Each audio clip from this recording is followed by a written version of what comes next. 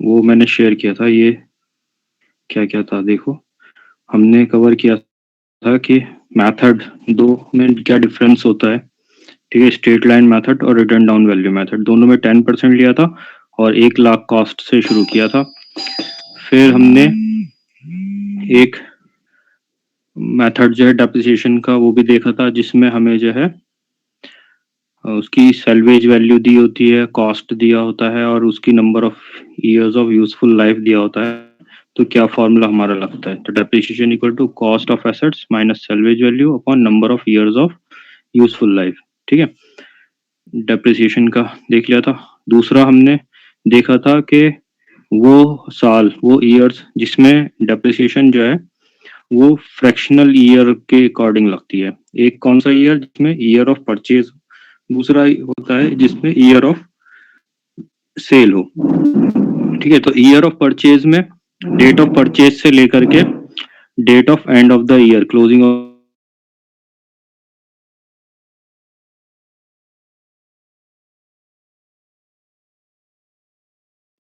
का डेप्रिसिएशन लगता है।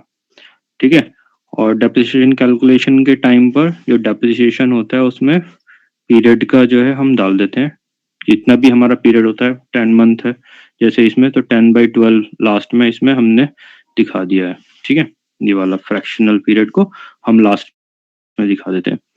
फिर एक हमने क्वेश्चन भी देखा था जिसमें हमने पूरा उसका कैलकुलेशन, उसका अकाउंटिंग ट्रीटमेंट देखा था कि किस तरह से हम उसका अकाउंटिंग ट्रीटमेंट करते हैं। जैसे जैसे हमारी परचेज होती है तो हम उसको डेबिट साइड रिकॉर्ड करते चले जाते हैं, और जब हमारा डेप्रिसिएशन लगता है वो 31 दिसंबर को होता है। ठीक है, अगर इसमें प्रॉब्लम होगा तो इसका पिछला वीडियो जो है वो जो अपलोड किया हुआ है वो चेक कर लेना। ठीक है, कहीं पर भी प्रॉब्लम होगा तो। आज हम आगे शुरू करेंगे कि जब सेल होता है, जब मशीनरी का सेल होता है तो तब क्या हम ट्रीटमेंट करते हैं। तो सेल के टाइम पर हमें किन चीज़ों का ध्यान देना होता है। एक तो उसका पीरियड। ठीक है, पीरियड का ध्यान देना होता है। बिगिनिंग ऑफ द ईयर, जिस साल में सेल हो रहा है उस साल के बिगिनिंग ऑफ द ईयर से, बिगिनिंग डेट से, और डेट ऑफ सेल तक का पीरियड कितना है, डेट ऑफ सेल तक का पीरियड कितना है। ठीक है, तो ये पीरियड हमें पता लगाना होता है पहले तो। फिर इस पीरियड के अकॉर्डिंग उस पर डेप्रिसिएशन चार्ज होता है, डेप्रिसिएशन चार्ज करते हैं। तो जब भी हमारा सेल होगा कोई भी एसेट, तो पहले सबसे पहले हम उसका डेप्रिसिएशन कैलकुलेट करेंगे कि उस पीरियड का उसका डेप्रिसिएशन कितना है। ठीक है, फिर हमें कैलकुलेशन ऑफ प्रॉफिट और लॉस करना होता है। तो दो हमारे जो मेथड हैं, दोनों मेथड में हम अलग अलग तरह से कैलकुलेशन करते हैं। एक तो अगर हमने डेप्रिसिएशन अकाउंटिंग में अगर उसका सारा डेप्रिसिएशन हमने अलग अलग सेपरेटली किया है तो हमारे लिए ये सिंपल हो जाता है कि जो मशीन बिक रही है उसका ईयरली डेप्रिसिएशन कितना है उनको ऐड कर लो। जैसे फर्स्ट ईयर में इसमें अगर मान लो सपोज करो ये हमारा M1 जो है वो सेल कर रहे हैं हम 2000, अब इसके नेक्स्ट ईयर में ये 2023 का बनाया है, 2024 में अगर हम इसको सेल कर रहे हैं, या मान लो 2023 अक्टूबर 2023 को सेल कर रहे हैं। ठीक है, यही वाला हम ले लेते हैं एसेट। तो जब हम इसमें अलग अलग दिखाते हैं सबका डेप्रिसिएशन तो हमारे लिए इजी होता है। तो अब वो कैसे इजी होगा और कैसे करना होगा हमें, तो कैलकुलेशन करने के लिए पहले फॉर्मूला देख लो, मेथड देख लो कि कैलकुलेशन ऑफ प्रॉफिट और लॉस कैसे होता है। तो कैलकुलेशन पहले ऊपर लिखते हैं, कैलकुलेशन ऑफ प्रॉफिट और loss on sale of asset. ठीक है, मशीन है तो मशीन लिख देंगे, प्लांट है तो प्लांट लिख देंगे। तो सबसे पहले उसका कॉस्ट लिख देते हैं, या अगर हमारा एक पर्टिकुलर डेट पे कोई उसका बुक वैल्यू बताया होता है तो वो लिख देते हैं। तो इसका कॉस्ट हम लिख देंगे कॉस्ट ऑफ एसेट। ठीक है, उसका डेट डाल देंगे किस डेट पर है। जैसे ये हमने जो परचेज किया था, ये एसेट परचेज किया था 1 जनवरी को परचेज किया था M1। ठीक है, तो यहाँ पर हम इसका 1 जनवरी किस डेट पे परचेज किया था, टू ईयर है 2022, 1 जनवरी 2022 को कितने का, 1 लाख का परचेज किया था। अब इसका लेस कर देते हैं हम डेप्रिसिएशन, डेप्रिसिएशन और डेप्रिसिएशन कब तक का लेस करते हैं, depreciation up to date of sale, ठीक है। तो डेट ऑफ सेल का डेप्रिसिएशन जो भी है वो कैलकुलेट कर देंगे। अभी हम जो है इसको जो है आगे बढ़ाते हैं क्वेश्चन को, जो हमारा पीछे क्वेश्चन था, ठीक है। तो अब ये इसका ओपनिंग बैलेंस हमारा आगे क्लोजिंग आगे बन जाएगा, ठीक है। ये जो क्लोजिंग बैलेंस निकला था हमारा बैलेंस 2,34,750, ये जो है हमारा अब आगे ओपनिंग बैलेंस में इसको दिखा देंगे,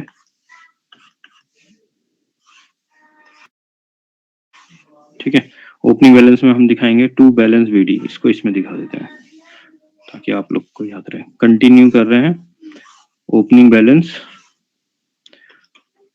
ये सॉरी डेट का कॉलम भी हम इसमें दिखाएंगे, डेट का कॉलम 1 अप्रैल, ठीक है, 2023 टू बैलेंस बीडी, ठीक है। कितना बैलेंस आया था हमारा, हमारा बैलेंस था 2,34,750, 2,34,750। अच्छा, अब इसका जो जब हम यहाँ पे क्लोजिंग बैलेंस निकाल रहे थे तो यहाँ पे हमें क्लोजिंग बैलेंस को दिखाना था अलग अलग, ठीक है। जैसे यहाँ पे हमने ये दिखाया है बैलेंस, तो बैलेंस अब कितना कितना बचा। जो फर्स्ट मशीन है यहाँ पे M1 पे हमने डेप्रिसिएशन कितना चार्ज किया 10,000 और उसका ओपनिंग बैलेंस इस साल का 97,500 था। तो 10,000 माइनस करके इसका बैलेंस हो गया 87,500, ठीक है। और इसका बैलेंस जो था वो 50,000 का परचेज किया था, इस पे हमने 2,500 का डेप्रिसिएशन लगाया है, तो ये हमारा इसका बैलेंस हो गया 47,500,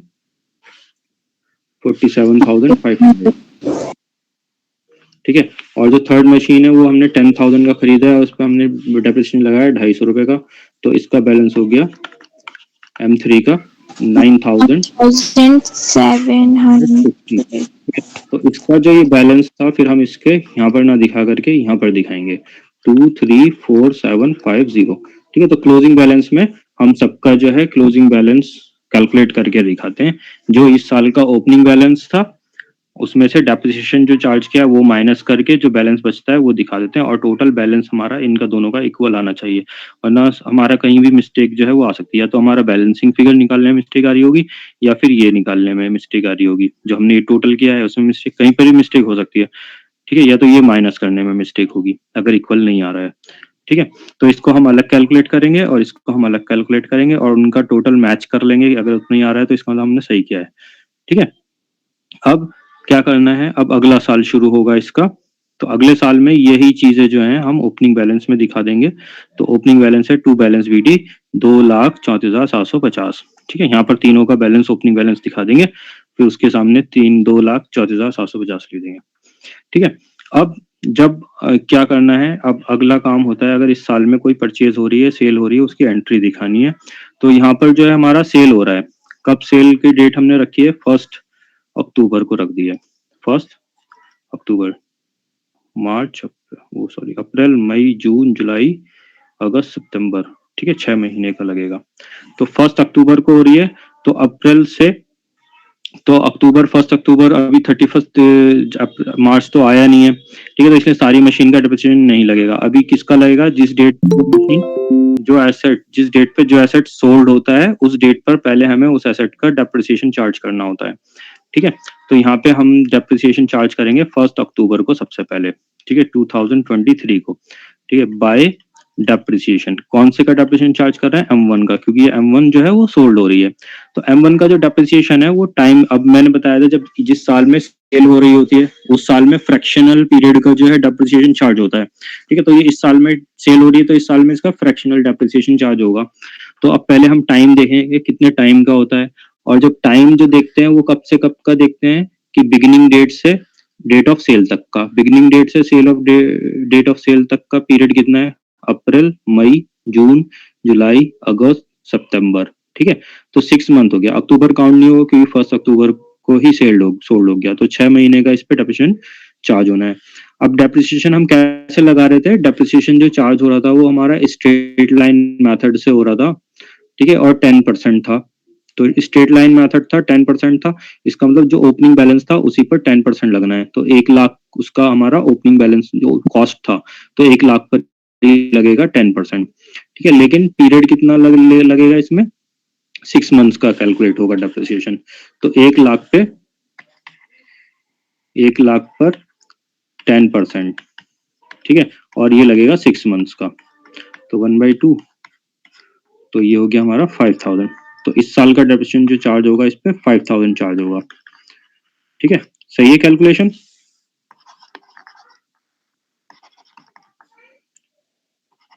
ठीक है, इसको डेट डाल देंगे किस डेट का डेप्रिसिएशन है, तो 5000 डेप्रिसिएशन चार्ज कर देंगे। अब इसके बाद कितने का वो सोल्ड हो रहा है, अब सपोज करो हमने वो सोल्ड किया है 80,000 का। ठीक है, बैलेंस कितना बच रहा है इसका उसके हिसाब से रखेंगे। 80,000 का सपोज करो हमने इसको सोल्ड किया है तो 1 अक्टूबर को, तो अब इसकी सेल की एंट्री भी दिखाएंगे। जब परचेज करते हैं तो डेबिट साइड टू बैंक से लिख देते हैं, जब सेल करते हैं तो क्रेडिट साइड बाय बैंक से लिख देते हैं। जितने का शेयर सोल्ड हो रहा है वो बाय बैंक से अमाउंट उसका आ जाता है। हमने ये 80,000 में इसको सोल्ड किया है। अब हमें क्या करना है, अब हमें इसका प्रॉफिट और लॉस देखना है और उसकी एंट्री दिखानी है। तो प्रॉफिट और लॉस कैलकुलेट करने के लिए हम क्या करेंगे, कॉस्ट ऑफ एसेट लिख देंगे पहले जब उसको परचेज किया था, फिर depreciation up to date of sale. Date of sale क्या है वो हम यहाँ पे दिखा देंगे, up to date of sale डाल देंगे यहाँ पे। ठीक है, और फिर इसमें डेप्रिसिएशन जो है हमारा हमने सबका अलग अलग रखा हुआ है, हर ईयर का अलग अलग रखा हुआ है, तो सिंपली हम उन सालों के डेप्रिसिएशन को ऐड कर देंगे। पहला साल का डेप्रिसिएशन जो चार्ज किया था हमने वो 2500 किया था, दूसरे साल का डेप्रिसिएशन इस पे 10,000 चार्ज किया था, और तीसरे साल का डेप्रिसिएशन अब हमने 5,000 चार्ज किया था। तो तीनों साल का डेप्रिसिएशन हम इसमें ऐड कर देंगे। ठीक है, तो कोई सा भी मेथड होगा हम उसको इसी तरह से इसको सॉल्व कर देंगे। डेप्रिसिएशन जो भी चार्ज है हम उसको अलग अलग दिखाया होगा और इसमें यहाँ पे हम उन डेप्रिसिएशन को ऐड कर देंगे। ठीक है, तो 2500 प्लस 10,000 और प्लस 5,000। ठीक है, तो ये कितना हो गया, 17,500 का डेप्रिसिएशन टोटल हो गया। ठीक है, अब इसका वैल्यू बचा 82,500। ठीक है, तो ये इसका बुक वैल्यू आ गया। बुक वैल्यू किस डेट पर बुक वैल्यू आ गया, ऑन डेट ऑफ सेल। जो डेट ऑफ सेल हमारा क्या है, 1 अक्टूबर 2023। अब जो भी हमारा सेल हुआ है, सेल प्रोसीड है जितने में, उसको लेस कर देते हैं, लेस सेल प्रोसीड। ठीक है, ये हमने 80,000 में सोल्ड किया है, तो इसका वैल्यू जो आया है 2,500 आया है। अब इन दोनों को जब हम कंपेयर करेंगे तो हमें पता चल जाएगा कि प्रॉफिट हुआ है या लॉस हुआ है। तो जब हमारा सेल प्रोसीड कम होता है बुक वैल्यू से तो लॉस होता है, और जब हमारा सेल प्रोसीड ज्यादा होता है बुक वैल्यू से तो वो हमारा प्रॉफिट होता है। तो इस सिचुएशन में ये हमारा लॉस आया है, loss on sale of machine. ठीक है, अब अगर यहाँ पे हमारा ये लॉस आता है तो इसको इस साइड दिखा दिया जाता है सेम डेट पे, 1 अक्टूबर बाय प्रॉफिट एंड लॉस। ठीक है, कितना है, 2,500 का है। अगर ये प्रॉफिट आता तो इस साइड दिखाते हैं। ठीक है, ये लॉस है तो इसको इस साइड दिखा दिया हमने, और ये प्रॉफिट होता तो इस साइड दिखाया जाता। सेम यही तरीका होता, to profit and loss account, और यहाँ पर उसके सामने अमाउंट आ जाता। ठीक है, क्लियर है सेल का दिखाने का किस तरह से दिखाया जाता है? Yes sir. ठीक है, तो आसान है ना, कर लोगे। सिंपली हमें क्या करना है, जो एसेट बिक रहा है, सेल हो रहा है, जिस डेट पे सेल हो रहा है, पहले उसकी जो है एंट्री दिखाएंगे। ठीक है, और उसकी 3 चीजें हमें दिखानी होती हैं। क्या चीज, एक डेप्रिसिएशन और एक सेल प्रोसीड और तीसरा प्रॉफिट और लॉस। ठीक है, डेप्रिसिएशन तो हमारा क्रेडिट साइड ही रहेगा और सेल प्रोसीड भी क्रेडिट साइड ही रहेगा। ठीक है, और प्रॉफिट और लॉस डिपेंड करता है, अगर लॉस होगा तो क्रेडिट साइड दिखाएंगे और अगर प्रॉफिट होगा तो डेबिट साइड दिखाएंगे। ठीक है, और प्रॉफिट और लॉस हमें कैलकुलेट करना होगा सिंपली कॉस्ट ऑफ एसेट जब हमने वो परचेज किया था, फिर उसमें से लेस डेप्रिसिएशन, उसका जो भी डेप्रिसिएशन हमारा आएगा शुरू से लास्ट तक का, और वो हम चेक कर लेंगे अपनी अकाउंटिंग में कब कब हमने उस पर कितना डेप्रिसिएशन चार्ज किया है। ठीक है, और फिर उसके बाद टोटल करके उसको डाल देंगे और फिर बुक वैल्यू आ जाएगा, फिर सेल प्रोसीड माइनस करके प्रॉफिट और लॉस आ जाएगा। ठीक है, और फिर प्रॉफिट और लॉस की हम एंट्री दिखा देंगे इसमें कि प्रॉफिट है तो डेबिट साइड, लॉस है तो क्रेडिट साइड। ठीक है, इसके बाद अगर कोई और परचेज होगा तो उस परचेज को हम वैसे ही दिखा देंगे जैसे हमने परचेज की एंट्रीज यहाँ पर दिखाई थी, ये वाला। ठीक है,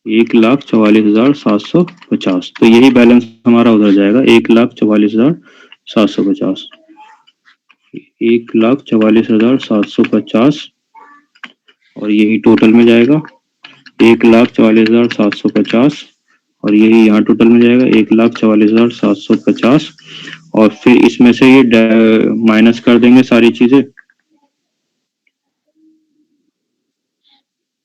ठीक है, -5,000, -80,000, -2,500, फिर -6,000, ठीक है। तो ये आएगा हमारा 51,250। अब इसको क्रॉस चेक कर लेंगे इसके टोटल से, ठीक है।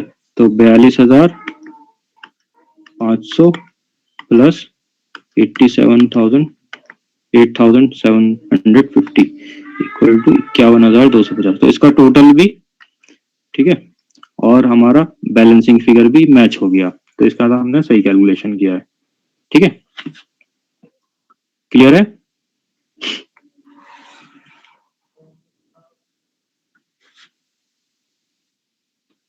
कहीं पे कोई डाउट हो तो पूछ लो।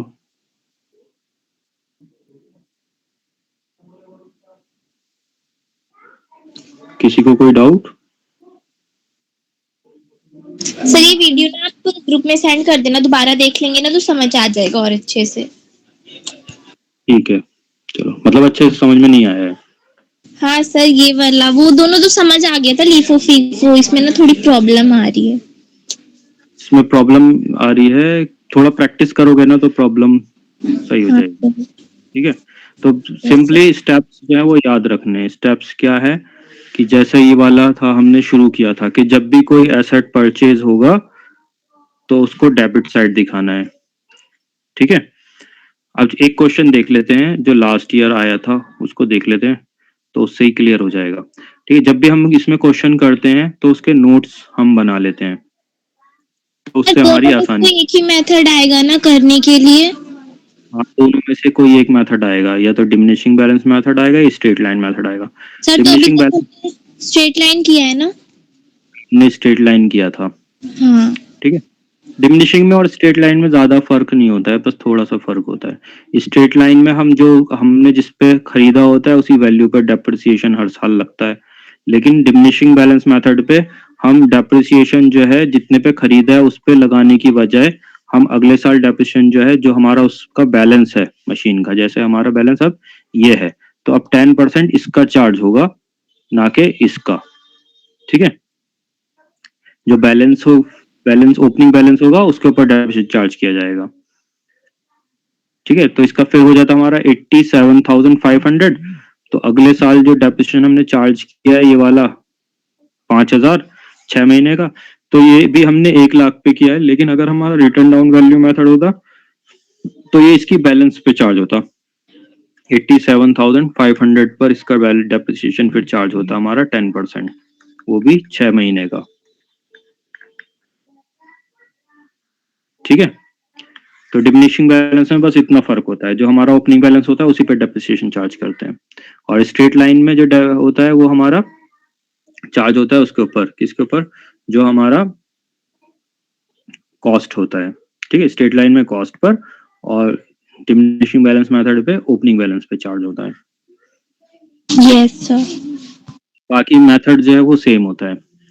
अब ये क्वेश्चन देख लेते हैं लास्ट ईयर का। अब क्वेश्चन करने के लिए डेप्रिसिएशन में हमें क्या करना होता है, पहले उसके नोट्स देख लेते हैं, नोट्स बना लेते हैं कि क्या किस डेट पे परचेज हो रहा है, किस डेट पे क्या सेल हो रहा है, ठीक है, और क्या डेप्रिसिएशन का चार्ज, क्या डेप्रिसिएशन चार्ज हो रहा है। जैसे ये वाला क्वेश्चन है, इसमें हमें क्या दिया है, प्लांट है P1 एज ऑन फर्स्ट, इसका बुक वैल्यू बताया है, ठीक है, 1 अप्रैल 2019 को in the books of Payal limited show a debit balance of 2 lakh, ठीक है।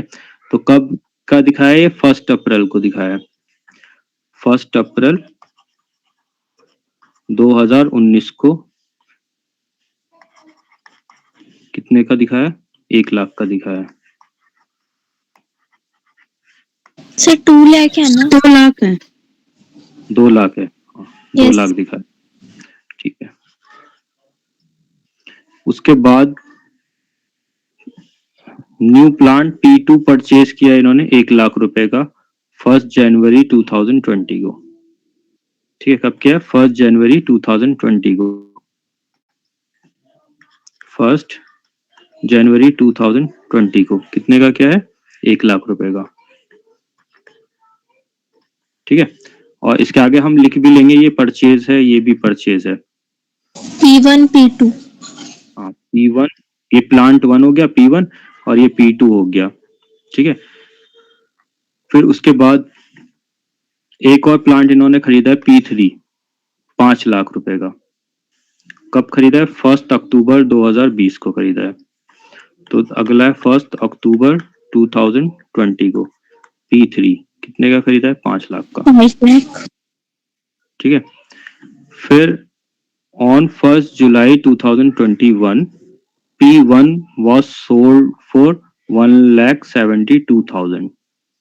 ठीक है, 1 जुलाई 2021 कब बेचा है? 1 जुलाई 2021 को। ठीक है, P1 को सोल्ड कर दिया। ठीक है, कितने का सोल्ड किया है? 1,72,000। 1,72,000 का। ठीक है, उसके बाद क्या बता रहा है? पाई लिमिटेड डेप्रिसिएशन चार्ज करता है SLM मेथड से 10% पर एनम और 31 मार्च को। ठीक है, तो इसमें हमें क्या चीज पता चली? एक रेट ऑफ स्क्रीन गई आपकी। स्क्रीन गई। हाँ सर, आ गई सर। आ गई। ठीक है, तो क्या है कि ये क्या चीज पता चली? स्ट्रेट लाइन मेथड पता चल गया हमें, रेट ऑफ डेप्रिसिएशन पता चल गया और कब डेप्रिसिएशन चार्ज हो रहा है हर साल, यानी कि क्लोजिंग डेट है। तो यहाँ से हमें पता चलता है फाइनेंशियल ईयर कौन सा, ये फाइनेंशियल ईयर फॉलो कर रहा है। 31 मार्च को क्लोज हो रहा है, तो इसका मतलब वो क्या फॉलो कर रहा है? अकाउंटिंग ईयर हमारा क्या है? अकाउंटिंग ईयर हमारा फाइनेंशियल ईयर 1 अप्रैल से 31 मार्च। ठीक है, तो डेप्रिसिएशन हम यहाँ पे लिख लेंगे, डेप्रिसिएशन एट द रेट 10% और SLM मेथड है। ठीक है, और कब क्लोजिंग है? 31 मार्च को। ठीक है, तो इसका हमने ये समरी बना ली है। अब इसके बाद और भी कुछ इसमें बताया गया है। 1 on January 2022 management decided to change the method of providing depreciation from SLM 10% to diminishing 30% per annum। ठीक है, कब चेंज किया? ये डेट इंपॉर्टेंट है, जनवरी 2022। जनवरी 2022 में इसने चेंज कर दिया मेथड। कितने का? SLM 10% से चेंज करके कर दिया WDV 30% का। ठीक है, रिटर्न डाउन वैल्यू मेथड शुरू कर दिया। अब इसमें हमें चेंज ऑफ मेथड में क्या होता है? चेंज ऑफ मेथड में पहले जो होता था, पहले ये होता था कि 2 तरीके होते थे। एक विद इफेक्ट फ्रॉम, यानी कि जिस डेट पे डिसीजन लिया है तो उस डेट से शुरू होता था चेंज ऑफ मेथड, इफेक्ट वहां से होता था। एक होता था रेट्रोस्पेक्टिव इफेक्ट, यानी कि जब से एसेट परचेज किए हैं तब से हमें देखना पड़ता था कि क्या फर्क आ रहा है, कि पुराने मेथड से क्या डेप्रिसिएशन आ रहा है और नए मेथड से क्या डेप्रिसिएशन आ रहा है। तो जो भी फर्क होता था उसको डेबिट या क्रेडिट करना होता था। ठीक है, वो ज्यादा टिपिकल होता था। लेकिन अब जो है एकदम सिंपल है, बस जिस डेट से डेप्रिसिएशन चेंज करने को बोल रहा है उस डेट से डेप्रिसिएशन न्यू रेट से कैलकुलेट करना है। हमें कोई पुराने से इफेक्ट उसका नहीं देखना है कि पहले क्या डेप्रिसिएशन चार्ज हुआ और अब क्या होता नए उससे। ठीक है, तो इफेक्ट का चक्कर नहीं है, तो बहुत सिंपल हो गया ये। ठीक है, इसमें ज्यादा हमें कैलकुलेशन की ज्यादा जरूरत नहीं है। बस क्या है, जिस डेट से उन्होंने बोला है कि चेंज किया है मेथड, उस डेट से नए मेथड से डेप्रिसिएशन चार्ज करना है। ठीक है, और जो एसेट सोल्ड हो जाता है उसका इससे कोई रिलेशन नहीं रहता है। जो एसेट हमारे पास बाकी है, जब जिस डेट पे चेंज हो रहा है मेथड, सिर्फ उन्हीं पे इसका इम्पैक्ट होता है। ठीक है, तो अभी हमने इसकी समरी बना ली है। इसके आगे क्वेश्चन में और कुछ नहीं कह रहा है, कह रहा है प्लांट अकाउंट बनाओ 3 साल के लिए 31 मार्च 2022। ठीक है, अकाउंटिंग स्टैंडर्ड 10 के according property plant and equipment के। तो इसमें एक चीज है थोड़ा सा डाउटफुल। क्या है डाउटफुल? कि इसने बोला है प्लांट P1 जो है वो 1 अप्रैल 2019 को बुक वैल्यू शो हो रही है। ठीक है, ये परचेज नहीं बोल रहा, क्या बोल रहा है? इसकी बुक वैल्यू है, जिसका डेबिट बैलेंस 2 लाख रुपए है। अब इस पे हमें डेप्रिसिएशन जो लगाना है इसकी कॉस्ट पे लगाना है, लेकिन इसमें हमें कोई भी ऐसा लिंक, ऐसा हिंट नहीं मिल रहा जिससे हम इसके ऊपर जो है इसका ओरिजिनल वैल्यू पता लगा सकें। तो हम इसको क्या एज्यूम करेंगे, इसका यही ओरिजिनल वैल्यू है। ठीक है, अगर हमें बताया जाता कि इसका एक्यूमुलेटेड डेप्रिसिएशन ये है, ठीक है, और इसका रिटर्न डाउन वैल्यू ये आ रहा है डेप्रिसिएशन चार्ज होने के बाद, ठीक है, या ये बताता कि इस डेट पे ये परचेज की गई थी, ठीक है, और अब बुक वैल्यू ये है, तो हमें उसका ऐड बैक करके डेप्रिसिएशन उसका बुक वैल्यू कैलकुलेट कर लेते हैं। सपोज करो ये हमें यहाँ पे बता देता कि इसका जो है ये इसने पिछले साल खरीदा था 1 अप्रैल 2018 में खरीदा था। अगर इसने सिर्फ इतना भी बता देता तो हम इसको जो है इसका ओरिजिनल वैल्यू कैलकुलेट कर सकते थे। कैसे करते, क्योंकि ये जो है रिटर्न, क्योंकि डेप्रिसिएशन चार्ज हुआ होगा इसके ऊपर 10% डेप्रिसिएशन चार्ज हो चुका है, तो इसकी 1 साल पहले की वैल्यू जो है उसमें इसका मतलब डेप्रिसिएशन एडेड था, तो ये रिड्यूस्ड वैल्यू है जिसके ऊपर डेप्रिसिएशन कैलकुलेट हुआ था। तो हम क्या करते, इसको 2 लाख को मल्टीप्लाई करते 100 से और डिवाइड करते 90 से, क्योंकि डेप्रिसिएशन चार्ज होने के बाद ये 90% वैल्यू रह गई। ठीक है, तो इसको माइनस करके डिवाइड करके हमारा जो है ओरिजिनल वैल्यू जो है वो आ जाता। ठीक है, तो कैसे कैलकुलेट करके दिखाता हूँ। 2 लाख डिवाइडेड बाई 9 इंटू 10, कितने से कर दिया, गलत किया, sorry. 2 lakh divided by 9 into 2, गलत क्या हो रहा है, हाँ ये कैलकुलेशन मिस्टेक हो रही है, फिर से करता हूँ। 2 लाख डिवाइडेड बाई 9 इंटू 10, ठीक है, तो ये आ गया 2,22,222, ठीक है, तो ये इसका हमारा बुक वैल्यू आ जाता 2,22,222, ठीक है। लेकिन ये सिंपल क्वेश्चन दिया था, तो जैसा इसमें देखा हमने सिंपल क्वेश्चन, कैलकुलेशन ज्यादा टिपिकल नहीं आई है, तो उम्मीद यही है कि आगे भी कैलकुलेशन टिपिकल नहीं आएगी, लेकिन कॉन्सेप्ट जो होंगे वो उसमें हो सकते हैं दूसरे। ठीक है, तो ये सिंपल क्वेश्चन, बहुत सिंपल क्वेश्चन आया था। तो अब ये हमारे पास समरी आ गई है। अब इस समरी के अकॉर्डिंग हम जो है शुरू कर देंगे अपना डेप्रिसिएशन अकाउंट। तो सबसे पहले जो फर्स्ट ईयर है हमारा, अब हम इसमें देख लें कौन सी चीज कौन से ईयर में, कौन से फाइनेंशियल, कौन से अकाउंटिंग ईयर में आएगी। तो हम जो शुरू करेंगे वो 1 अप्रैल 19 से शुरू करेंगे, और ये साल जो क्लोज होगा वो हमारा 31 मार्च 2020 में क्लोज होगा। ठीक है, अब 31 मार्च 2020 तक कौन कौन सी जो एंट्रीज हैं वो लाई करेंगी। तो ये जो होगा ये भी हमारा फर्स्ट ईयर में लाई करेगा, और ये 1 जनवरी 2020, मार्च 31 मार्च 2020 से पहले आता है, तो ये भी हमारा एक साल में आ गया था, फर्स्ट ईयर में ये दोनों एंट्रीज हमें दिखानी होंगी। फिर अगला जो साल शुरू होगा वो हमारा 1 अप्रैल 2020 से शुरू होगा, और ये साल क्लोज होगा 31 मार्च 2021 में। तो ये वाला जो है हमारा सेकेंड ईयर में आ जाएगा, क्योंकि 1 अक्टूबर हमारा 1 अक्टूबर 20 के बाद और 31 मार्च 2021 से पहले आएगा। ठीक है, लेकिन ये जुलाई जो है ये इस साल के बाद आ रहा है। ठीक है, तो ये वाला हमारा सेकेंड ईयर में आ जाएगा। और फिर थर्ड ईयर हमारा शुरू होगा 1 अप्रैल 2021 से, और एंड होगा 31 मार्च 2022। ठीक है, तो ये वाला साल में हमारी क्या चीजें आएंगी, पहला एक तो ये आ जाएगा थर्ड ईयर में, प्लस जो चेंज हो रहा है मेथड जनवरी 2022, ये भी हमारा थर्ड ईयर में ही आ जाएगा। ठीक है, तो थर्ड ईयर में हमारी ये दो चीजें आ जाएंगी। तो अब इसी के अकॉर्डिंग जो है हम अकाउंटिंग इसका कर लेंगे। ठीक है, प्लांट अकाउंट बनाएंगे। तो प्लांट अकाउंट बनाना शुरू करते हैं।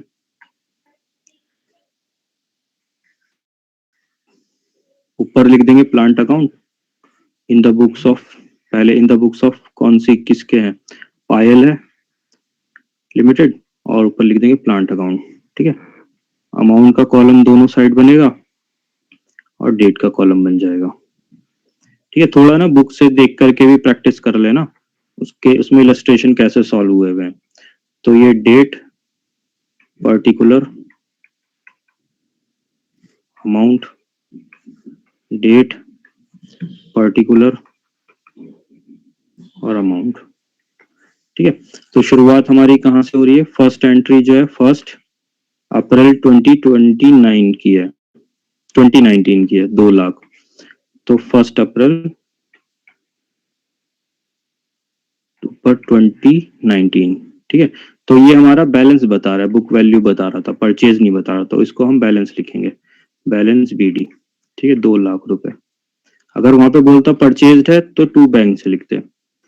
अब दूसरी एंट्री क्या है? दूसरी एंट्री भी हमारे फर्स्ट ईयर की है, 1 जनवरी 20 की, 1 लाख में परचेज किया है। 1 जनवरी, ईयर चेंज हो गया 2020, टू बैंक। ठीक है, एक बैंक अकाउंट। ये P1 है और इसके आगे लिख देंगे P2। कितने का परचेज किया है? 1 लाख का परचेज किया है। ठीक है, अब इस साल में कोई और एंट्री नहीं है, तो अब सीधा हम इसका डेप्रिसिएशन चार्ज कर देंगे 31 मार्च को।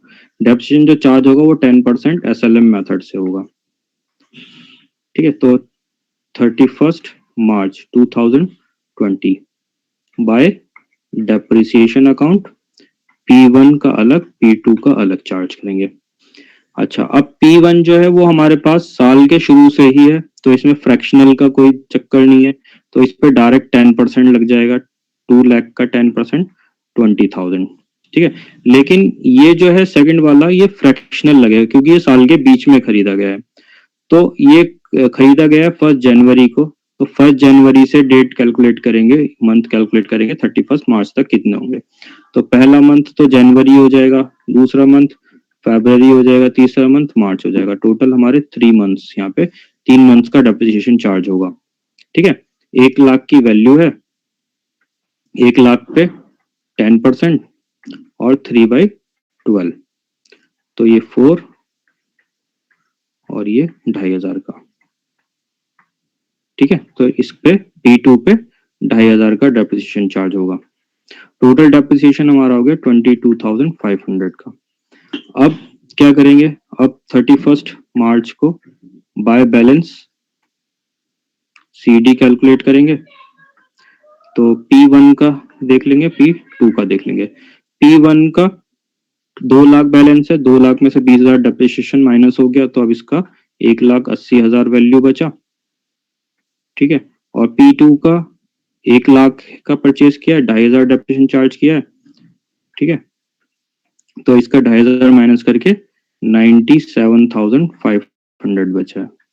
दोनों का टोटल हो जाएगा तो 2,77,500। ठीक है, और बैलेंसिंग फिगर में भी चेक कर लेंगे कि इतना ही आ रहा है, 3 लाख है टोटल इस साइड का, तो इधर भी टोटल 3 लाख हो जाएगा और 3 लाख में से माइनस कर देंगे 22,500। ठीक है, 2,77,500। ठीक है, क्लियर है? फर्स्ट ईयर हो गया ये हमारा। फर्स्ट ईयर में 2 चीजें बोली थी, कौन कौन सी चीजें आ रही हैं दो फर्स्ट ईयर में? एक ये वाला आ रहा है जो परचेज किया P1, एक ये वाला आ रहा है जो P2 परचेज किया। ठीक है, दोनों को हमने दिखा दिया, 2 लाख और 1 लाख, और इनके ऊपर डेप्रिसिएशन चार्ज कर दिया। अब नेक्स्ट ईयर शुरू होगा। नेक्स्ट ईयर में जो हमारा ये क्लोजिंग बैलेंस है वो हमारा ओपनिंग बैलेंस बन जाएगा।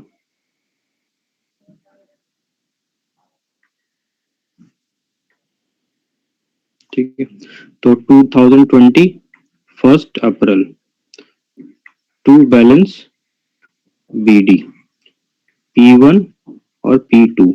P1 का बैलेंस 1,80,000, P2 का बैलेंस 97,500। ठीक है, टोटल इसका 2,77,500। अब क्वेश्चन के नोट्स में देखेंगे कि क्या चीज दी हुई है। क्वेश्चन के नोट्स में सेकंड हमारा जो है वो 1 अक्टूबर को परचेज हो रहा है 2020 में, P3 5 लाख का। तो 1 अक्टूबर टू बैंक अकाउंट P3 कितने का? 5 लाख का। ठीक है, अब इस साल में कोई और एंट्री नहीं है, अगली जो एंट्रीज है वो हमारी 3rd ईयर में थी। ठीक है, तो ये 2020 जो है हम क्लोज कर देंगे। ठीक है, तो 2020 क्लोज करेंगे कैसे? हम डेप्रिसिएशन चार्ज करेंगे 2021। ठीक है, 31 मार्च बाय डेप्रिसिएशन अकाउंट। इसमें तीनों है अभी हमारे पास, P1 है, P2 है और P3 है। अब ये स्ट्रेट लाइन मेथड है, SLM मेथड फॉलो कर रहे हैं। ठीक है, तो SLM मेथड है, तो इसमें हमारा जो डेप्रिसिएशन लगेगा वो इनकी ओरिजिनल कॉस्ट पे लगेगा। तो P1 की ओरिजिनल कॉस्ट कितना है हमारे पास? P1 की ओरिजिनल कॉस्ट 2 लाख है, और इस साल में ये परचेज हुआ था, ये पिछले साल में परचेज हुआ था, इस साल में परचेज नहीं हुआ है, तो इसलिए इसमें ना ही ये बिक रहा है इस साल में, तो इन दोनों पे कोई फ्रैक्शनल पीरियड का डेप्रिसिएशन नहीं लगेगा, पूरे साल का लगेगा। तो पहले पे 2 लाख पे 10% 20,000, दूसरे पे 1 लाख पे 10% 10,000।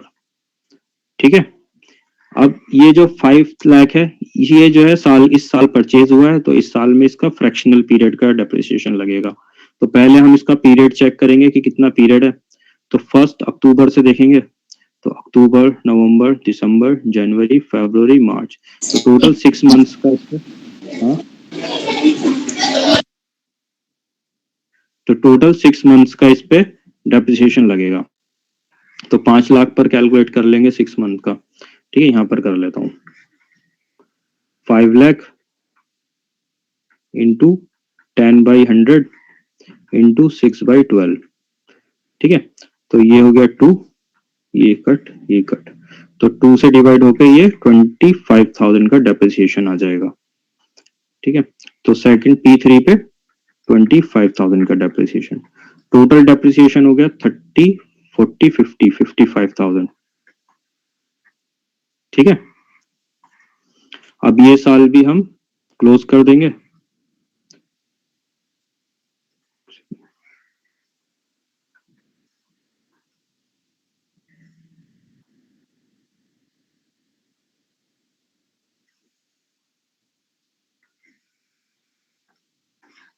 ठीक है, ये साल 55,000 का डेप्रिसिएशन, अब ये साल क्लोज कर देंगे 31 मार्च को बाय बैलेंस CD। ठीक है, अब क्लोज कैसे करेंगे? जो उनका ओपनिंग बैलेंस है उसमें से डेप्रिसिएशन माइनस कर देंगे, P1, P2 और P3। P1 1,80,000 का है, 1,80,000 से 20,000 माइनस करेंगे तो 1,60,000 बचे। ठीक है, ये 97,500 है, 10,000 माइनस करेंगे तो 87,500 बचेगा। ये 5 लाख है, 5 लाख से 25,000 माइनस करेंगे तो 4,75,000 हमारा बचेगा। ठीक है, इन तीनों का टोटल कर देंगे, 1,60,000 प्लस 87,500 प्लस 47,000, 4,75,000, टोटल आ गया 7,22,500। ठीक है, अब इसको ऐसे भी टोटल करके बैलेंस करके देख लेते हैं क्या उसके बराबर आ रहा है या नहीं आ रहा है। तो पहला इसका टोटल करेंगे इस साइड का, तो 7,77,500, इधर का भी टोटल 7,77,500। अब 77 लाख में से 55,000 का डेप्रिसिएशन लेस करेंगे तो 7,22,500 आ जाएगा। तो ये हमारा मैच हो गया। ठीक है, अब अगला साल, ये सेकंड ईयर क्लोज हो गया, अब थर्ड ईयर शुरू करेंगे। तो थर्ड ईयर शुरू करेंगे जब, पहले इसको लाइन खींच लेते हैं।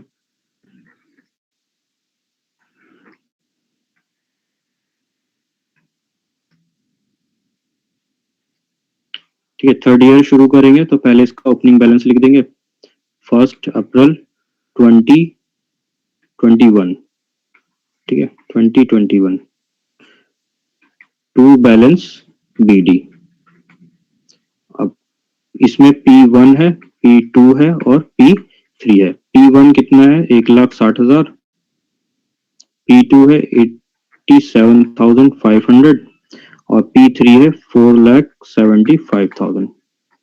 ठीक है, इसका टोटल 7,22,500। अब इस साल में जो हमारा ये थर्ड ईयर है, इस साल में हमारे पास कितनी एंट्रीज हैं? इस साल में हमारे पास 2 ट्रीटमेंट है।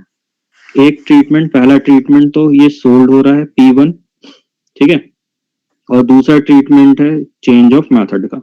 अब इसमें पहले कौन सा हो रहा है? पहले हमारा सोल्ड का है जुलाई 2021। ठीक है, जो चीज पहले हो रही है उसको कंसिडरेशन में ले लेंगे। ठीक है, अगर ये हमारा चेंज ऑफ मेथड पहले हो रहा होता तो इस पर थोड़ा सा जो सेल हो रहा है उस पर थोड़ा सा हमारा कैलकुलेशन में इम्पैक्ट पड़ जाता। ठीक, लेकिन हमारा सेल जो है वो चेंज ऑफ मेथड बाद में हो रहा है, चेंज से पहले सेल हो रहा है, तो हम डायरेक्ट कैलकुलेट करेंगे प्रॉफिट और loss on sale of asset. ठीक है, प्लांट P1 कितने का सेल हो रहा है? 1,72,000 का हो रहा है। ठीक है, इसको कैलकुलेशन करने के लिए इधर आ जाओ, कैलकुलेशन ऑफ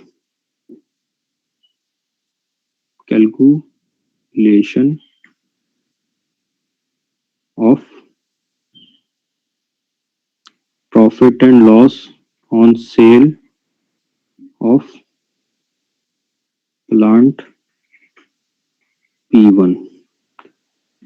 ठीक है, तो पहले सबसे पहले उसका कॉस्ट आता है।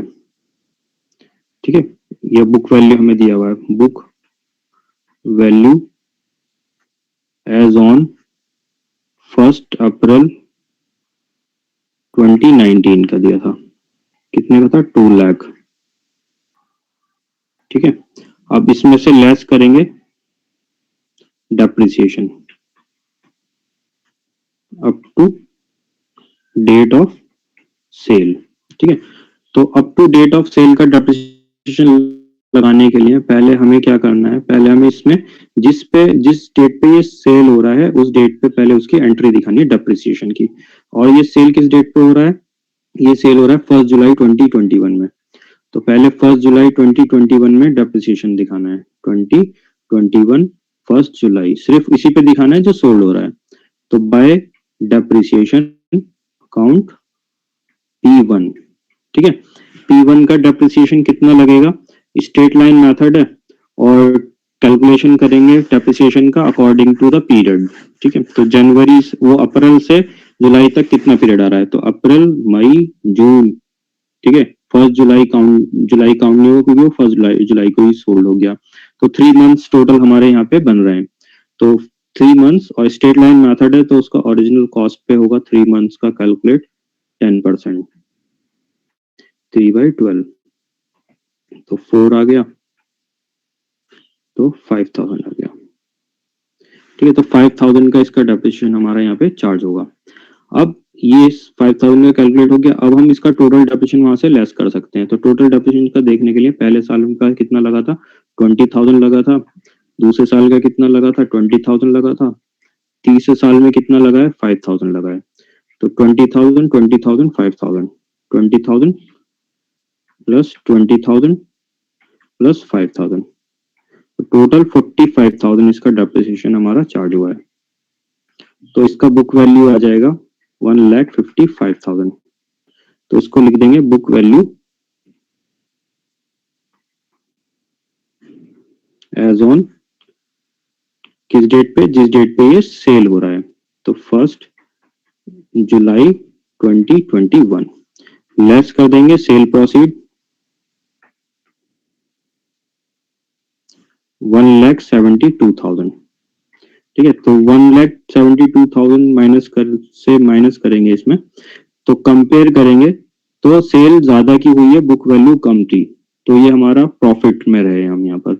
ठीक है, तो अब जो ज्यादा वैल्यू उसमें से छोटी वैल्यू माइनस करेंगे तो 12 में से 5 के 7 बचेंगे, 6 में से 5 है 1, तो ये हमारा प्रॉफिट हो गया, प्रॉफिट ऑन सेल। ठीक है, तो अब मैंने बताया था प्रॉफिट अगर होता है तो उसको कहाँ दिखाते हैं? उसको डेबिट साइड दिखाते हैं।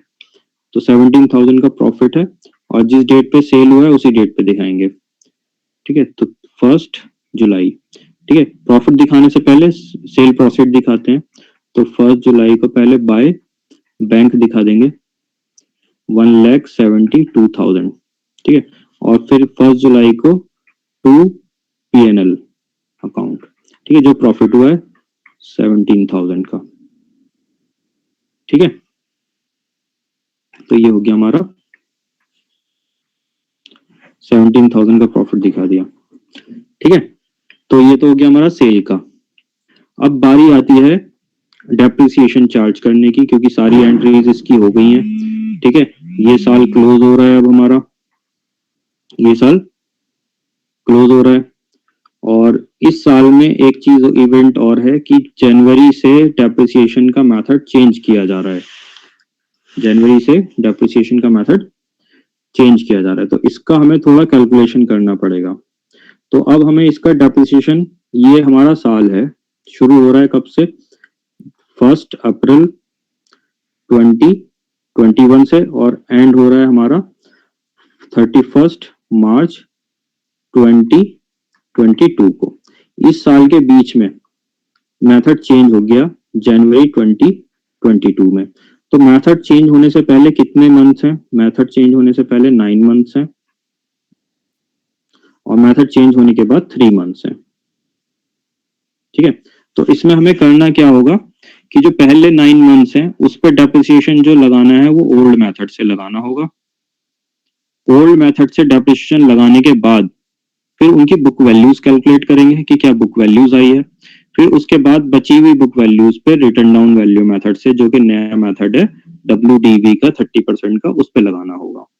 तो इसमें हम अपनी इजी रखने के लिए एक टेबल बना लेंगे छोटा सा, जिसमें हम सिर्फ उन एसेट्स को दिखाएंगे जो बाकी हैं हमारे पास, ठीक है। P1 सोल्ड हो गया, सिर्फ हमारे पास बाकी P2 और P3, ठीक है। तो दो एसेट हैं, तो 2 कॉलम उसमें बना लेंगे, एक P2 का और एक P3 का। P2 का है और P3 का है। सबसे पहले उसका बुक वैल्यू लिखेंगे, बुक वैल्यू, ठीक। किस डेट का बुक वैल्यू होगा? 1 अप्रैल 2021 का, ठीक। कितना कितना बुक वैल्यू था दोनों का? दोनों का बुक वैल्यू हमारा इस साल के शुरू में 87,500 और 4,75,000, तो वो दोनों लिख देंगे, 87,500 और 4,75,000, ठीक है। अब पहले डेप्रिसिएशन चार्ज करेंगे, लेस डेप्रिसिएशन, ठीक है, और एट द रेट 10% SLM। और कब तक करेंगे? जिस डेट पे चेंज हो रहा है, ठीक है, जिस डेट पे चेंज हो रहा है। कब तक? 31 दिसंबर 2021, ठीक है। तो जिस डेट पे चेंज हो रहा है उससे पहले तक का डेप्रिसिएशन हमने यहाँ पे कैलकुलेट करना है। तो अब यहाँ से यहाँ तक का पीरियड कितना होगा? यहाँ से यहाँ तक का पीरियड हमने ऊपर देखा कि 9 मंथ्स का है, ठीक है। तो 9 मंथ्स का डेप्रिसिएशन लगाएंगे SLM मेथड से। तो SLM मेथड से कैलकुलेट करने के लिए पहले P2 का बुक वैल्यू क्या था हमारा? P2 का बुक वैल्यू था 1 लाख रुपीज, ठीक है। उस पे 1 लाख रुपीज पर 10% लगाना है, लेकिन सिर्फ 9 मंथ्स का लगाना है, ठीक है।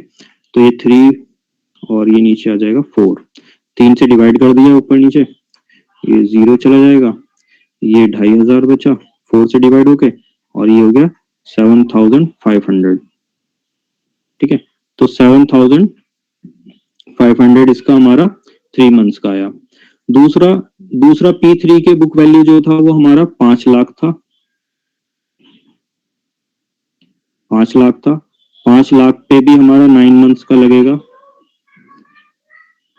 अपॉन 12, तो 3 3 जा 3 4 जा, ठीक है। फिर ये भी हमारा डिवाइड हो जाएगा, 4 1 जा 4, 4 2 जा 8, 4 5 जा 20। फिर इसको 3 से मल्टीप्लाई कर देंगे तो 37,500 आ जाएगा, ठीक है।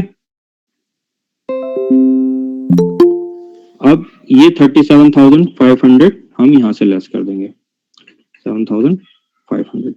अभी लेस करने के बाद हमारा इसका बैलेंस बच जाएगा, रिटर्न डाउन वैल्यू हो जाएगी, ठीक है। रिटर्न डाउन वैल्यू क्या हो गई अभी हमारी? लेस करके 0 0 10 में से 5 गए, बचे 5 और 4 में से 7 और 6 में से 3 और 4। ठीक है, अब अगला स्टेप है हमारा रिटर्न डाउन वैल्यू मेथड से डेप्रिसिएशन चार्ज करने का। ठीक है, ये हो गया return down value, return down value. ठीक है, उसके बाद हम डेप्रिसिएशन चार्ज करेंगे न्यू मेथड से, डेप्रिसिएशन एट द रेट 30%। ठीक है, और कौन सा मेथड है? WDV। कौन सा मेथड है? WDV। तो WDV के अकॉर्डिंग अब डेप्रिसिएशन हमारा ये चार्ज होगा, और कितने मंथ्स का होगा? 3 मंथ्स का होगा।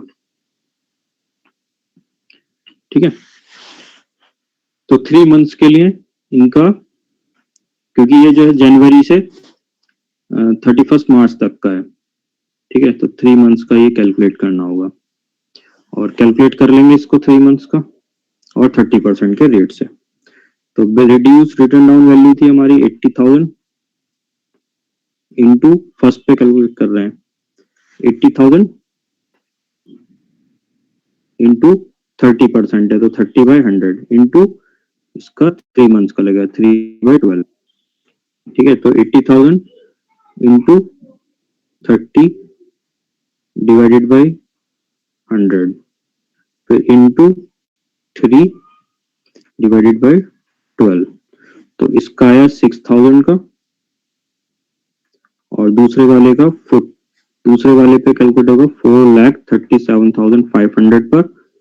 ठीक है, नीचे 4,37,500 पर 30% और 3 महीने का। ठीक है, तो 4,37,500 इंटू 30 डिवाइडेड बाई 100, फिर इंटू 3 डिवाइडेड बाई 12।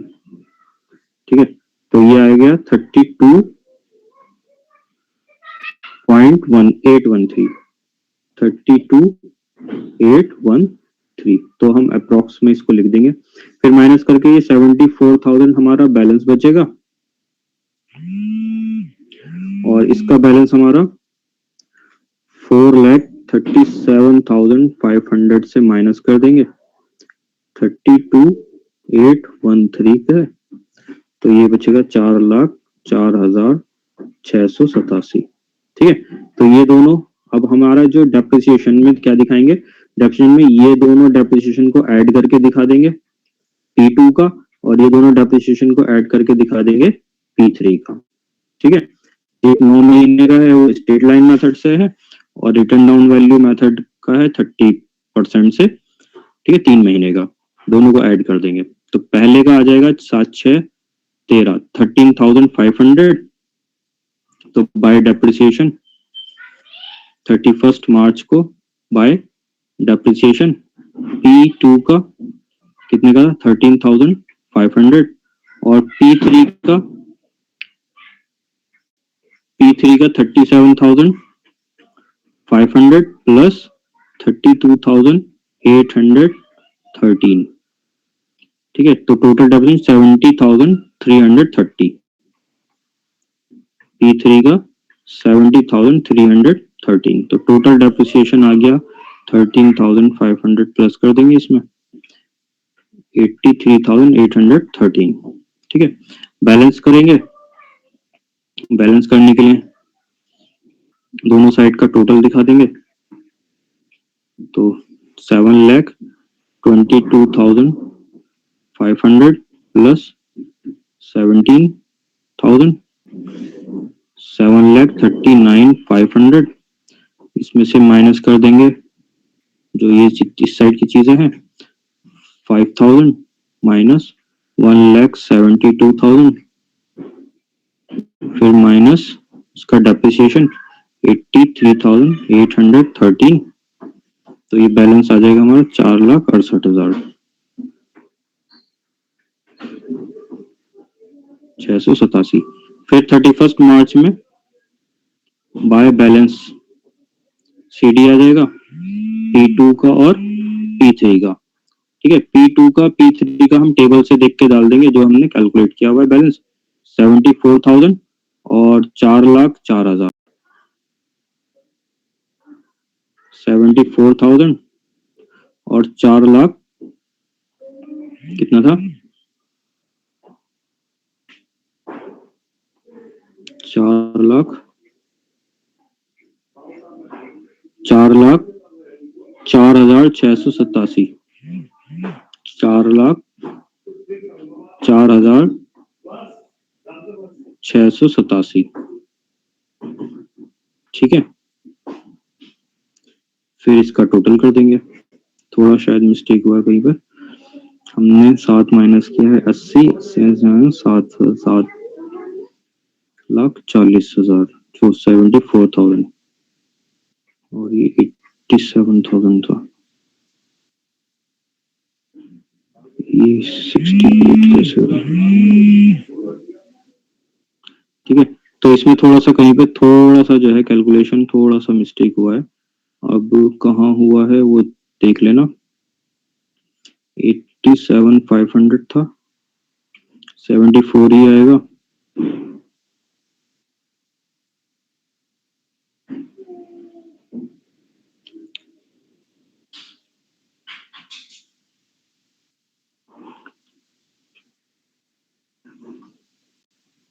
ठीक है, तो कहीं पे 1000 का हमारा फर्क आ रहा है। तो ये इस तरह से हम कर लेंगे इसको, क्लियर है? Yes sir. कर लोगे क्वेश्चन? अगर आ गया ये क्वेश्चन तो हो जाएगा इस तरह का क्वेश्चन। Yes sir. कोशिश करना इस क्वेश्चन को खुद से करने की, ठीक है। और अगर जहाँ पे भी प्रॉब्लम होगी तो उसको जो है एक बार वीडियो और देख लेना, ठीक है, स्टेप्स देख लेना और फिर उसको कर लेना। तो इसमें हमें कितने स्टेप्स में करना है, पहले जो जनरल रिकॉर्डिंग है वो करना है, ठीक है, पहले 2 साल का।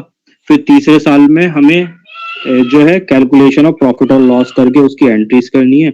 और चौथा जो स्टेप है इसमें वो चेंज ऑफ मेथड का है, ठीक है।